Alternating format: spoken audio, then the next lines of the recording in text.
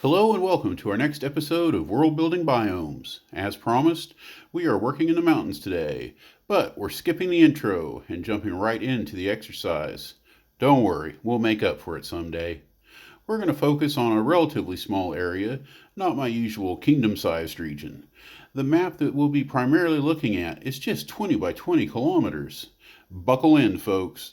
We're going to try to hit several major points on this one. For the record, I'm Lewis Nichols. You can find me on Incarnate, Amazon for Kindle, and of course, YouTube. I'm a small channel. I need your likes, your subs, and your comments. If you're already a subscriber, thank you. If not, I hope to earn that today. This is going to be a bigger project than most of our recent exercises, but I'll try to control the word count. We're going to play pretend and act like we're starting a whole new campaign in our mountainous zone. We'll be using the oscillating method and run right up to session 0 and maybe a little beyond. Using the oscillating method acknowledges that the small details are what matters most, but accepts that we need to start big and establish a few global concepts. Like the world map. This is our map. Note that I've only concentrated on the areas that we're going to really need. In Incarnate, we like to start big because it's easy to resize and make it smaller, so you're not constantly redrawing borders and continental boundaries and stuff like that. Also, this is a great time that you can use your power to comment. If you want to see me develop more of this map, I would be more than happy to. We can put other exercises here and work on other regions. But hit the like button, comment, tell me that you like what's going on here, and I will continue to do your bidding. So what else is our grand scale decisions that we have to make? We have to talk about religion. We have to talk about magic. There's other stuff, but keep in mind we're going to try to do a short video, not get too terribly carried away. We're going to put this world in something that I call a pocket dimension. Big old slab of terra firma floating around the astral plane. It's a little bigger than Asia, more than enough space for a campaign. That is water surrounding our continent. Fresh water, no salty oceans here. Now at the edges, you can pass straight into the astral plane. That's true for these islands on the edge too. Walk too far and you just might end up somewhere else. The climate is mild and the same year-round. Tropical here and here, but there's a band across here where it gets colder. Not crazy cold, but you will get some freezing weather. Now what about these winters? They're pretty random. If you put it in normal terms, about every 2 or 3 years, for 2 to 6 months, then you're going to get this cold blast. But have fun building a calendar, because this place has nowhere near normal astronomy. It's lit by skylights. That's what the local inhabitants call them. It's 23 small suns that wax and wane on a daily basis. They never move, just brighten and lighten depending upon the time of day. In the night, auroras are common. Very few nights are completely dark. Moon-like objects float across the sky, but they are never the same, always moving in a path this direction. The speed of these objects traverse depends upon their distance. Usually it's a few months. By the way, they aren't actually moving. The plane is, as it floats across the astral. For our religion, we're not going to use pantheons. Instead, there are a handful of primary deities. These are the big guys: creation, death, agriculture, magic, and the sky. There are a lot of demigods, though, some of them ascended from mortals. The primaries don't have stat blocks. The demis do, but they're really good ones. In the realm of arcane magic, we're not committing to anything big, but I could see some interesting work taking the demigods into account, like having them be patrons, and having magic stronger in their presence. Now that stuff is out of the way, it's time to zoom in, right down to the town of Mirth. This is a small, isolated factory town. It sits at the eastern edge of the Arlettes, a north-south mountain range, with just a few short peaks farther to the east. It's a good 20 kilometers to get through the mountains and start descending into the coastal jungles on the other side. The Arlettes are a jagged mountain range, granite, stark, devoid of much greenery. Mirth is where it is primarily because it sits at the mountain pass that leads to those jungles. The folks on the other side have never really been a threat, but there is trade to protect, and sometimes people do get a little overly concerned about those foreigners. Mirth is a successful place, built around smelting and forging the iron found farther up into the mountains. It's also a stony place, with rock faces and steep grades surrounding the town, though the settlement itself is on a relatively flat patch. There isn't much rain here, but there is fresh water via a river passing through. There are mountain goats at altitude, and grazing lands starting just a few kilometers to the east. The first farming agriculture communities are about 15 kilometers away. By the way, that 15 kilometers is a lot shorter commute compared to the 3 days it takes to go the 20 kilometers through the mountains in the other direction. Sticking to the immediate area, the most common animals by far are reptiles, small reptiles, and avians. Antelope, prairie dogs, and wild dogs will occasionally wander in from the plains as well. Now let's zoom back out. Oh, that's a long way out. Don't we have anything else? Well, stay here for a second. Mirth is part of an empire, and it has been for a while. The Timidians, it's the Timidian Empire by the way, they're expansionary, but have little interest in this jungle coast. Its development is lagging, its culture alien, it's low in natural resources. Meanwhile, there are plenty of other colonization targets out this way and there, which are much easier to access and have more upsides once settled, conquered, or vassalized. Because of this, Mirth is considered the end of the road for most imperial planners. Okay, now what about that in-between map? That's exactly what we want. In the preceding decades to our timeline, there's a couple of things that have been going on. First, there was this quaint little kingdom known as the Limerick Crescent. They had a vampire problem. It turned their noble league of knights and cavaliers into rabid undead hunters. Early in the age of persecution, a vampire named Joe Durango came into the scene. His master, slain by knights, left him the keys to the vampire castle. He grew in power as a warlock and a bard, stealthily rising through the political ranks and social circles of Limerick. His master stroke was discovering his own vampire castle and supporting a raid of 100 cavaliers against the fortress. It was an ambush, of course. Within a decade, Durango was the undisputed ruler of Limerick. First a minor autocrat, within 20 years he was emperor, sole master of a growing political power. Amanor fell in year 63 of the Timidian Empire. Mirth fell with it, but no one really noticed much. Eventually, some administrators came in and had offices built. At 5 stories tall, they were, and still are, the tallest buildings in Mirth, except for a couple of temple spires. Later, some other guys showed up, but we'll talk about them soon enough. For now, we're going to zoom back in and talk about Mirth for a while. Let's talk about this map a little bit. I use the line tool for topography. Each divider line marks 100 feet in verticality. That blurs in a few areas where it gets steep, so be sure to check the notes if you use the map in Incarnate and clone one for yourself. Obviously, my work is copyright protected, but since most people don't know those laws very well, I'll add a brief explanation. I don't care, and most creators don't care, if you're using stuff like this for your personal, non-profit projects, like a campaign. That's kind of why we're doing this, at least I am. However, if you're thinking of using my material for a profit endeavor, you need to get my permission, but talk to me. I'm pretty easy to deal with. Now about those notes. If you take a look at them, it's going to give you some extra information that's hard to glean from just looking at this map. And I'm not going to talk about every tiny little detail. Also, I might be adding stuff to this kind of work for a long time to come. Things can evolve, especially if I use them in different projects. A common theme in our exercises is asking questions. Another is the premise that the first questions that you ask are the most important. It's tempting to talk about things like factions, big, popular subjects. The strongest might be local guys versus imperial guys. However, that would put the whole thing in a context that might dictate a great many things about our town. Another question might be religion. If we start by thinking about the gods of trade and the mountains and war, how they all interact, it's going to set our minds off to the races once again. For all those reasons, we need to evoke the power of random.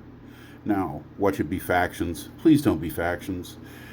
I happen to have a small stack of world-building subjects on index cards, or what That's normal, guys. Come on. Doesn't everybody have something like that just sitting next to their desk? I mean, yeah. Well, anyway, let's shuffle them up and let's draw. We got holidays, events, and monster types. Ooh, we're going to need a big monster type, somewhere around CR13. Not too crazy, but definitely noticeable. But first, we're going to talk about those holidays, because they matter, apparently. As my mind races, you will definitely see why what comes first is most important. We're going to shape everything in the beginning. Did you know that most of our time off from work is thanks to labor unions and woke politicians? Well, let's have opposite day, because just because there's holidays doesn't mean that everybody gets to participate. But first, let's just throw down a list of some ideas. Obviously, we're going to have the Emperor's birthday. I'm not sure a vampire would celebrate his birthday, but his PR crew is going to make sure that it happens. We're going to have Founders Day, the day that the Empire was created at a formal level. Then there's Vlad's Day, the high holy day of the evil demigod Black Vlad. He's the patron saint of vampires. He doesn't watch over the Empire exactly, just because of Joe Durango, but if he doesn't get the proper respect, he's going to give you a bad time. Let's do Adele's Fast. It's a 3-day period where fasting is required to show one's dedication to the Empire. For the lower class, life sucks. All the markets are closed. They've got to fast whether they want to or not. Meanwhile, the rich will just fast during the day, but feast at night. How about Bright Anna's Day, a high holy day for the goddess of agriculture and fertility in general? Sorry about that, guys. The fan is off. Wind tunnel is done. Let's move right along. Next up is the Day of Coin. Coin is a god, the god of commerce. Most people have to work that day, but the rich will get out of it by throwing coins into deep pools near the god's temples. Poor people can't afford to do this, of course. Now, these are all imperial level holidays observed throughout the lands. Moving down to a kingdom level, you have Absorption Day, the day that the region was taken into the empire. How about Mark Crispin's Day? This guy was a popular figure in the history of the area. During times of anti-empire sentiment, this holiday gets more popular. Now let's talk about Stonefall Day. Well, really, we'll talk about it more below, but it is the memorial holiday for those who perished in the disaster. Night of the Long Handles, a populist holiday commemorating a night of rebellion, giving this town concessions and autonomy. There's going to be a few more. About one a month, I think, is a good rate. I'm not going to go into all the details because I only have so much time. Remember that culturally, there is little expectations that the common folks get to enjoy these holidays.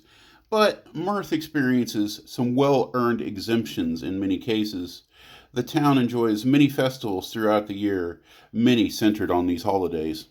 Towns and cities close to Mirth often complain that the residents are lazy and pampered, to which the city officials offer them jobs in the dangerous industry of the town.